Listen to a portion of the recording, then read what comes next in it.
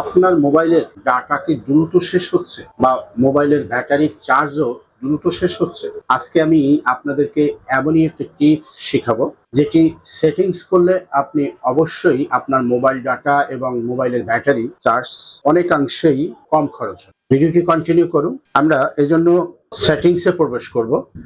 এখান থেকে নিচে স্ক্রল করে চলে গেলে আমরা গুগল নামে একটি অপশন দেখবো। এখানে ক্লিক করব। এখানে ক্লিক করার পর আপনি এখান থেকে অল সার্ভিসে ক্লিক করবেন। ক্লিক করার পর একটু নিচের দিকে চলে আসবো। নিচের দিকে চলে আসলে দেখবেন যে পার্সোনালাইজ ইউজিং শেয়ারিং ডাটা, আপনি এটাকে ক্লিক করবেন। এখান থেকে যে নোটিফিকেশন গুলো অন করা আছে এটা আপনি অফ করে দিবেন। ব্যাগে চলে আসবেন। এখান থেকে আরেকটু নিচের দিকে চলে আসবেন, দেখবেন ইউজ অ্যান্ড ডায়াগনিস্ট, এখানে ক্লিক করবেন। এটাকে অবশ্যই আপনি অফ করে দিবেন। এখন আপনার তুলনামূলক মোবাইলের এমবি বা মোবাইল ডাটা অথবা মোবাইলের ব্যাটারি চার্জ অনেকাংশে কম যাবে। ভিডিওটি ভালো লাগলে আমাদের সাথে থাকবেন। এই ভিডিওটি শেয়ার করার জন্য হাইলি রিকমেন্ড করছি। ধন্যবাদ, ভালো থাকবেন।